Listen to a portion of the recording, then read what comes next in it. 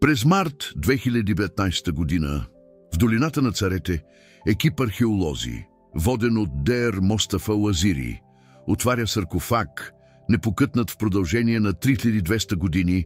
Мумията вътре е в необичайна поза, не е полегнала, а седнала, и ръцете и, грижливо увити в злати с лен, придържат нещо към гърдите. Когато премахват пластовете на запазване, намират фрагменти от папирус. Това не е книга на мъртвите, това е книгата на Амдуат, тайното ръководство на 12-те часа на нощта. И това, което е написано там, не трябва да съществува, защото книгата на Амдуат никога не е била откривана цяла извън царските гробници. Само фараоните са имали достъп до тези думи. Само царете са можели да носят това знание в подземния свят, но тази мумия не е на фараон, тя е на писар, обикновен човек, и той държи фрагменти, които съдържат нещо, което официалните текстове никога не споменават. 13 час. Знаете ли какво означава? Когато археолозите открият нещо, което противоречи на 3000 години записи, означава, че или са грешали за всичко, или някой е скрил истината намерено. И когато откриете, че този папирус е бил погребан с изрични инструкции, никога да не бъде отварян, започвате да осъзнавате. Това не е било забрава, това е било потискане. В следващите минути ще откриете какво е имало в тези фрагменти. Защо обикновен писар би рискувал всичко, за да бъде погребан с забранено знание? Какво разкрива 13-тия час за пътешествието след смъртта? И най-вече, защо жреците от Карнак, официалните пазители на свещените текстове, са изтрили всякакво споменаване на този допълнителен час от всички известни записи? Защото има тайни, които са оцелели не в грандиозните храмове, а в мълчаливите ръце на онези, които са знаели, че истината трябва да бъде запазена. Дори това да струва вечността. Книгата на Амдуат не е обикновен текст, тя е карта, буквално ръководство на 12-те часа, които слънчевата ладия на Ра прекосява в подземния свят през нощта. Всеки час има своите демони, своите предизвикателства, своите порти, и само този, който знае тайните имена, думите на сила, специфични за всеки пазител, успява да премине. За първи път е открита по стените на гробницата на Тутмос III, 18-та династия, 1479 година пред Охре. След това в Аменхотеп II, после в Сети Пара, винаги в царски гробници, винаги пълна, винаги с 12 часа, никога с 13. До март 2019 година мумията е каталогизирана като КВМ-47, М от малка, 47 по реда на откриване, без написано име, без титла, просто писар, но въглеродният анализ датира фрагментите към 1010 година през Исъски Хрест, краят на 19-та династия, царството на Сетнахт, период на политически хаос, на насилствен преход на властта, на религиозни чистки. Когато превеждат първите иероглифи от фрагментите, Дер Уазири извиква 3 допълнителни египтолози, защото текстът започва така: аз, Кенамон, писар на дома на живота в Карнак, преписвам този забранен текст, защото върховните жреци заповядаха неговото унищожаване. Нека Озирис ме съди за това, че запазвам това, което те искат да изтрият. Съществува 13 час и той разкрива тайната, от която боговете се страхуват. Писар, признаващ предателство, запазващ знание, което му е заповядано да унищожи, рискувайки не само живота си, но и смъртта, защото за египтяните да умреш без правилните ритуали означава да престанеш да съществуваш, а запазването на забранен текст гарантира това наказание. Но Кенамон го прави въпреки всичко и не само преписва, той се погребва, държейки фрагментите, за да преминат с него, за да не умре знанието. Въпросът, който археолозите задават веднага е: какво може да е толкова важно, че да си заслужава риска от вечно унищожение? Отговорът е в 13-тия час. И когато разбират какво казва, осъзнават защо е бил изтрит, защото 13-тия час не говори за съд, говори за избор. Традиционната книга на Амдуат завършва в 12-тия час. Ра, богът на слънцето, излиза обновен от подземния свят. Нощта свършва, денят започва. Мъртвият, който е успял да премине през всички часове, се преражда с Ра, влиза в полетата на Яру, вечният рай. Това е обещанието, наградата, благословената вечност. Но 13-тия час във фрагментите на Кенамон разказва нещо различно. Той казва, че след 12-тия час има последна порта, не охранявана от демони, не защитена от огнени змии, а от въпрос, единствен въпрос, който Озирис, съдията на мъртвите, задава на всяка душа. И въпросът е: искаш ли да се преродиш, за да живееш вечно под боговете, или искаш да престанеш да съществуваш напълно? 13-тия час предлага избора да не продължиш, да завършиш, да не бъдеш повече. И според фрагментите, много души избират това, предпочитат края пред вечността, служейки на боговете. Разбирате ли защо това е било изтрито? Защото цялата египетска религия се основава на обещанието за вечност. Храмовете, даренията, силата на жреците. Всичко зависи от това. Хората да вярват, че имат нужда от боговете, за да оцелеят след смъртта, че без правилните ритуали, без думите на сила, без даренията за храмовете, те ще бъдат погълнати от тъмнината. Но ако има избор, ако душата може просто да избере да не продължи, тогава цялата система се срива. Защото, ако не се страхуваш от края, не се нуждаеш от жреците, не трябва да плащаш за ритуалите, не трябва да поддържаш храмовете. И някой е осъзнал това в края на 19-та династия, по време на царуването на Сетнахт, и е заповядал унищожаването на всички текстове, които споменават 13-тия час. Но Кенамон е запазил, скрил е в собствените си кости и е чакал 3200 години някой да го открие. Фрагментите имат 147 четими реда, написани на иератическо писмо. Курсивът на писарите, не на официалните иероглифи на храмовете. Това е частен текст, личен, спешен, и в последните 23 реда Кенамон прави нещо изключително. Той разказва защо е преписал. Той пише: синът ми умря на 7 години. Жреците ми казаха, че той не може да влезе в полетата на Яро, защото не е завършил ритуалите на прехода. Казаха, че душата му ще скита в подземния свят завинаги, че трябва да правя вечни дарения за храма, за да успокоя страданието му. Но когато прочетох 13-тия час, разбрах, синът ми има избор. Той може да избере да не страда, може да избере да престане. И това ми донесе мир. Затова запазвам този текст, за да знаят други родители, за да разберат други страдащи. Има изход.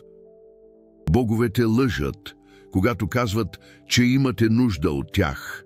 Писар, разбиващ системата, защото е загубил сина си и е открил, че жреците използват страх, за да контролират, че официалната теология крие освобождаваща истина, че има алтернатива, освен да служиш вечно или да бъдеш погълнат.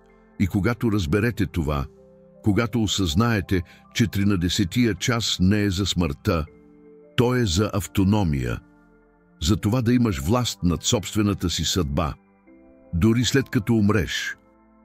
И започваш да гледаш на целия древен Египет по друг начин, защото какво още са скрили, какви други текстове са били унищожени, какви други избори са били изтрити от аналите. Има един детайл в фрагментите, който археологическият екип разшифрова месеци наред. В редове от 89 до 92 Кенамон цитира друг текст. Той пише: както е писано в книгата на изгубеното завръщане, душата, която избере да прекрати, не е наказвана. Просто се връща в Нун, първичните води, откъдето всичко е произлязло. Това не е унищожение. Това е завръщане. Това е почивка. Книга на изгубеното завръщане. Никой египтолог не беше чувал за това. Не се появява в нито един каталог, нито един списък на свещените текстове. Няма препратки по стените на храмовете. Но Кенамон го цитира, сякаш е известен, сякаш съществува. Тогава Дер Сара Паркак, археолог по сателитни снимки от Университета на Алабама, направи нещо умно. Тя прегледа всички изображения с висока резолюция на храмове от 18-та и 19-та династии, търсейки не текст, а отсъствие на текст. За иероглифи, които са били издялани, изтрити, премахнати, и откри 14 места, където дълги секции от стени са били умишлено унищожени. Не от ерозия, не от мародери, а от контролирани длета. Прецизни, официални. Някой с власт е заповядал премахването на тези текстове от стените. 8 от 14 места бяха в Карнак, най-големия религиозен комплекс в Египет, центърът на жреческата власт, и всичките 14 места бяха унищожени през един и същ период, между 1210 и 1190 година премахрети, точно когато е живял Кенамон. Това не е съвпадение, това е кампания. Това е организирана цензура. Това е систематично изтриване на знание. И това, което фрагментите разкриват за тази цензура, е смущаващо. Защото Кенамон не е бил единственият писар, който е знаел. Той споменава още 7 писари от Дома на живота в Карнак, които също са копирали забранени текстове преди унищожаването, и той изброява имената им: Аменемопе, Тутмос, Хаемуасет, Джехути, Небнеджеру, Пасер, Рамузе. Дер Уазири потърси тези имена в регистрите. Откри 6 от тях, всичките писари в Дома на живота, всички активни между 1210 и 1205 година през Хре, и всичките умрели през една и съща година, 1105 година пред Хре, без регистрирана причина. Просто изчезват от административните документи, сякаш никога не са съществували. 7 писари запазват забранени знания, 7 писари умират през една и съща година, и всички текстове, които са копирали, са унищожени, с изключение на фрагментите, които Кенамон скри в собствения си труп. Това не е историческа случайност. Това е чистка. Това е елиминиране на несъгласието. Това е абсолютен контрол на разказа.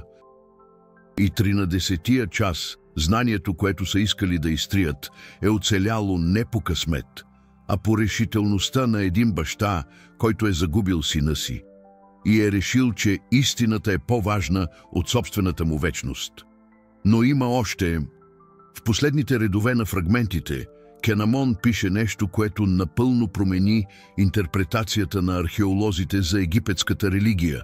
Той пише: върховните жреци знаят за 13-тия час. Те винаги са знаели, но го крият, защото живеят от обещанието за вечност. Ако хората знаеха, че могат да изберат да не се завръщат, че могат просто да почиват в първичните води, не биха се страхували от смъртта. А жреците живеят от страха на другите. Жреците са знаели, винаги са знаели, и са го скрили умишлено, не защото е ерес, а защото е конкуренция, защото предлага алтернатива, която не включва храмове, дарения, ритуали, духовна власт. И това променя всичко, защото означава, че официалната египетска религия, текстовете, които са оцелели, ритуалите, които познаваме, не са пълната версия, те са одобрената версия, редактираната, тази, която служи на властта. Истинската теология, тази, която включва избор, автономия, възможност за отказ, е била систематично изтрита и това, което е останало, е версията, която държи хората зависими, страхливи, послушни. Кен Амон е видял това, разбрал е и е запазил истината по единствения начин, който му е бил на разположение, скривайки я в себе си, буквално носейки забраненото знание през смъртта. И 3200 години по-късно ръцете му предадоха фрагментите. И истината, която се опитаха да изтрият, се завърна. Ако се чувствате неспокойни сега, ако нещо вътре във вас поставя под въпрос какво още е било скрито, изтрито, контролирано през цялата история, вие започвате да разбирате. Този канал съществува, за да разкопае тези истини, за да покаже това, което са се опитали да погребат. YouTube има функция, наречена Super Thanks, това златно сърце там долу. Когато кликнете върху него, вие финансирате следващото разкопаване, следващото разследване в файлове, които предпочитат никой да не чете.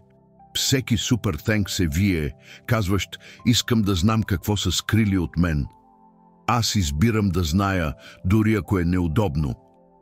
Защото комфорт е да приемеш официалната версия. Знание е да търсиш това, което са изтрили, и току-що открихте, че са изтрили много. Фрагментите на Кен Амон бяха прехвърлени в Египетския музей в Кайро през юли 2019 година. Бяха каталогизирани, снимани, съхранявани в техническия резерв. Не са изложени. Когато Дер Уазири попита защо, получи отговор от Върховния съвет по антиките, който гласеше: текстът изисква по-нататъчни изследвания преди да бъде показан на обществеността. 2 години по-късно фрагментите все още не са изложени, не са публикувани в официален академичен журнал, не са включени в никоя международна изложба за книгата на Амдуата. Защо?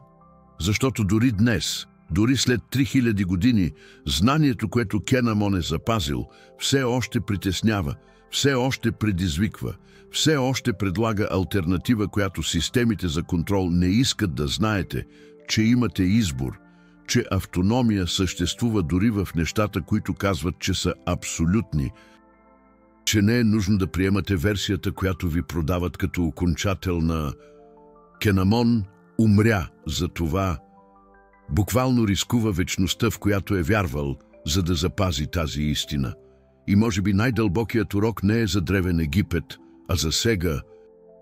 Колко пъти сте приемали официалната версия, защото да я оспорите е изглеждало твърде рисковано? Колко пъти не сте разследвали, защото отговорът може да е неудобен? Колко 3 на 10 часа има в живота ви, които игнорирате, защото е по-лесно да приемете 2 на 10, на които са ви научили? Кен Амон ви показва, че запазването на истината си заслужава риска. Че забраненото знание е забранено само защото освобождава, и че 3000 години по-късно, когато имате смелостта да търсите, истината винаги изплува, винаги намира път, винаги достига до ръцете на тези, които се нуждаят от нея. И сега е достигнало до вашите. Въпросът е: какво правите с това? Запазвате го и забравяте ли? Или правите като Кен Амон, запазвате, споделяте, отказвате да позволите да го изтрият? Коментирайте тук долу. Коя мистерия на древен Египет смятате, че все още е погребана и чака да бъде открита? Аз чета всички. И понякога един коментар се превръща в следващото видео. Защото вие сте част от това разкопаване. Не съм само аз, който търси истината. Ние сме всички, които отказват да приемат редактираната версия на историята. Кен Амон не беше сам. Той имаше 6 други писари. Всички елиминирани, но мрежата съществуваше. Съпротивата съществуваше. Съхранението се случи. И днес вие сте част от тази линия, от тези, които избират да познаят, вместо да се подчинят. Фрагментите от книгата на Амдуат, 13-тия час, изборът, който скриха от вас, в продължение на 3000-летия оцеляха, защото един баща обичаше сина си повече от собствената си вечност и реши, че никой друг баща не трябва да страда от лъжата на свещениците. Това е, което прави истината. Тя струва всичко, но трае завинаги, защото без значение колко пъти се опитват да я изтрият, някой винаги я запазва, някой винаги я скрива в собствените си ръце и чака, докато дойде времето, докато се появят правилните археолози, докато светът е готов. И този момент е сега. Вие сте готови. Кенамон ви предаде истината и сега вие решавате. Приемате ли 13-тия час, който ви предложиха, или продължавате да живеете в 12-те, на които ви научиха? Защото истинската революция на знанието, която Кенамон запази, не е за смъртта, а за живота. За това да осъзнаете, че имате повече възможности, отколкото са ви казали. Че автономията винаги е била ваша, че никой, нито богове, нито свещеници, нито системи, може да ви отнеме избора за собствената ви съдба. Древните египтяни знаеха това, за това го скриха. В продължение на 3000 години това работеше. Но сега и вие знаете, и знанието, веднъж освободено, не се връща в кутията, не се погребва отново, не се изтрива повече. Кенамон победи. 13-тия час се завърна и вие, държейки това знание сега, сте част от неговата победа, сте продължение на неговата мисия, сте доказателство, че истината винаги оцелява на тези, които се опитват да я убият. Затова почетете това, споделете това, не позволявайте да го изтрият отново, защото следващия път, когато някой ви каже, че нямате избор, че трябва да приемете това, което определят, че трябва да следвате пътя, който са начертали за вас, помнете, съществува 13-ти час, винаги е съществувал, те просто го скриха от вас. Но сега вие знаете, и никой не може да ви накара да разучите това. Кенамон запази това за вас. Сега го запазете за следващия. Така истината пътува през времето. В ръцете на тези, които имат смелостта да я държат. Има друг детайл в фрагментите, който първоначално остана незабелязан. В редове 103 до 107 Кенамон описва ритуал, не ритуал на свещениците, а ритуал, който всеки можеше да направи. Той пише: ако познавате някой, който умира, и искате да се уверите, че знае за 13-тия час, прошепнете тези думи в ухото му, докато все още диша. Кажете: има порта отвъд 12-та. Там Озирис пита дали искате да продължите или да си починете. Имате избор. И този избор е ваш. Не на боговете, не на свещениците. Ваш. Ритуал на сбогуване, който връща автономията, който гарантира, че умиращият човек знае, че има опция.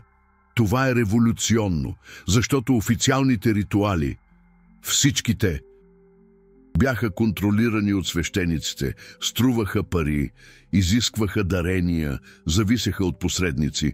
Но ритуалът на Кенамон всеки можеше да го направи, безплатно, насаме, без разрешение от никого, и даваше на умиращия човек знанието, което свещениците криеха. Когато археологическият екип публикува този детайл в предварителен доклад през септември 2019 година, отговорът беше тишина. Нито един основен научен вестник не коментира. Нито един университет не покани Детер Мустафа Уазири за лекции, нито един музей не поиска фрагментите на заем за изложба. Защо? Защото дори в съвременния академичен свят знание, което оспорва иерархиите, безпокои. Знание, което дава директна власт на хората, което елиминира посредниците, което демократизира достъпа до истината, все още се счита за опасно, но ритуалът оцеля в редовете на Кенамон и сега вие знаете и можете да го направите. Ако някой, когото обичате, умира, можете да прошепнете тези думи. Можете да им дадете това, което египетските свещеници скриха – избора.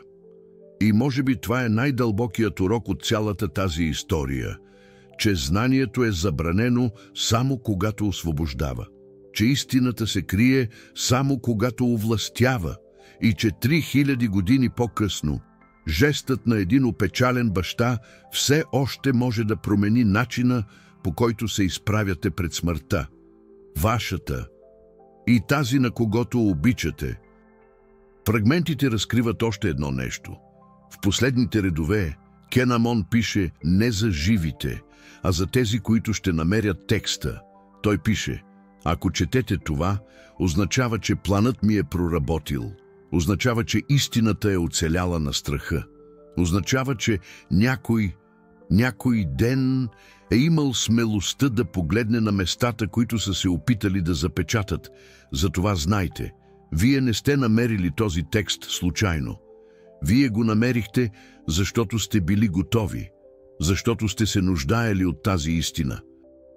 И сега, когато я имате, не позволявайте да я изтрият отново. Не заради мен, заради следващия, който ще трябва да знае, че има избор.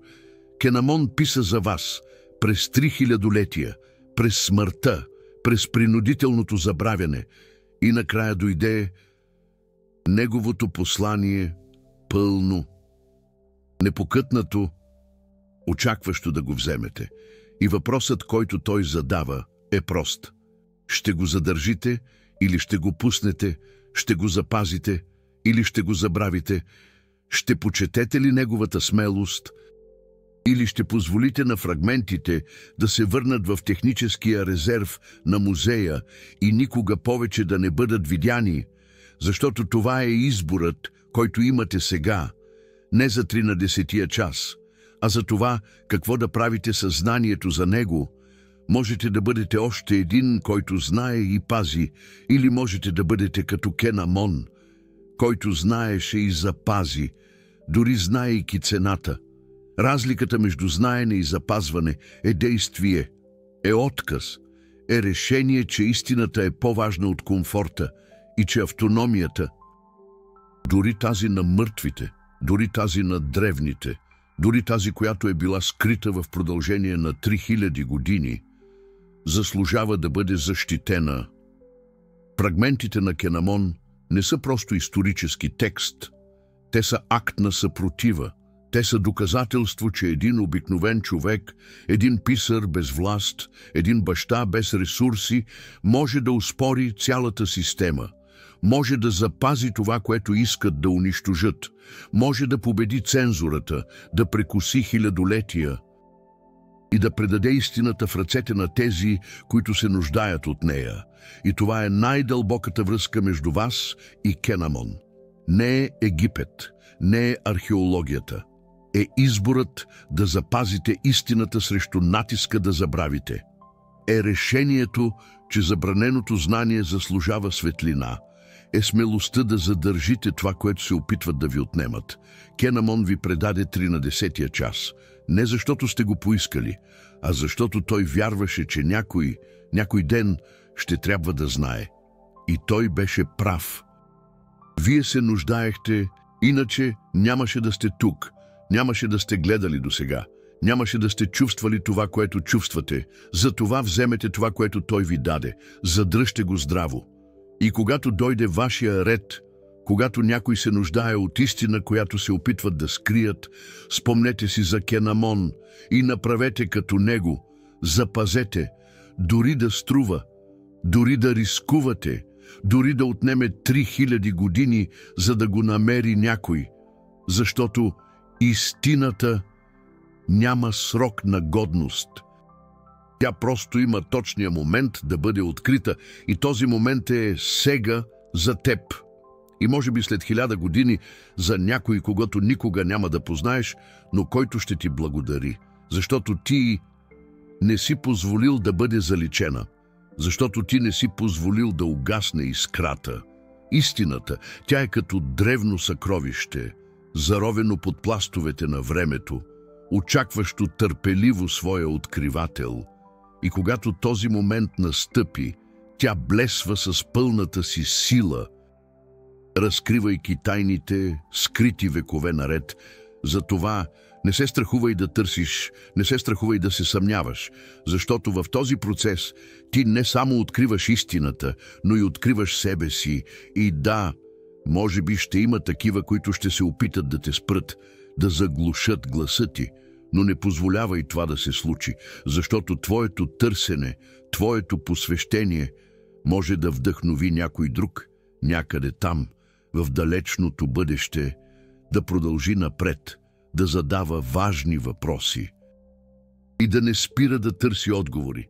Нека бъдеш ти, този човек, който запазва искрата жива, този човек, който предава знанието напред, през вековете, защото това е твоето наследство. Това е твоят подарък за бъдещите поколения. Едно послание, прошепнато през вечността,